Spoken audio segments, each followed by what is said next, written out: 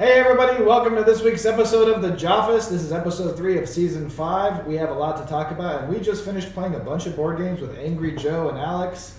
It was a lot of fun. We lost in Cowboy Bebop, which comes out in August, and we won in the core game of Buffy the Vampire Slayer. Now we did play the beginner mode against the Master, so it can get harder than that. And we also played some Top Gun. I won the entire Top Gun trophies. That was a lot of fun. But it was great to have Angry Joe out here playing some games, talking about some UTS. And welcome to the Joliseum and this week's episode of the Joffice.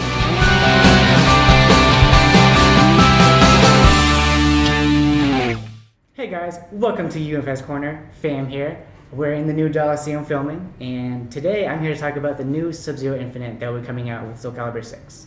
So if you guys don't know, if you're playing Sub-Zero, there's going to be an infinite combo available to you involving Honky Tonk Woman, Cryomancer's Descendant, and Maternal Swordsmanship. These 3 foundations, along with any 3 damage attack, leads to infinite speed and infinite damage. We've done some initial testing with the deck, and currently feel as though its power level is acceptable for standard. We feel as playing against it is similar to playing against Heidi, which we feel is also acceptable, and both decks have the same fundamental game plan of play strong fundamental defense, and then have an ultimate victory condition. Heidi's is the bots. Sub-Zero has attacks, which are slightly more interactable, we feel. And so we are not taking action at this time.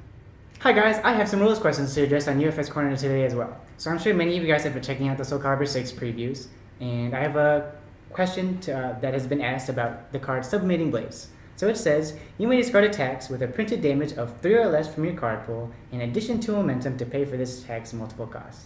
So a lot of confusion has been around whether you can use multiple copies that are already in your card pool to pay for the ability, and yes you can. It's very strong.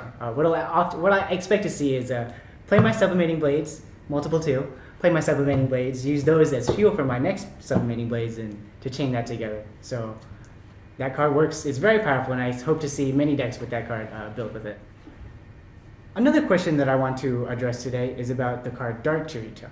So this card says, while this card is in your card pool, your opponent cannot play abilities that could reduce the damage of your attack or cause cards to leave your card pool. So, let's give an example of the scenario where Dark Chirito prevents you from playing abilities. So if I play a Dark Chirito, and say, for example, you're playing as Fae, and you have a +4 block on the top of your discard pile.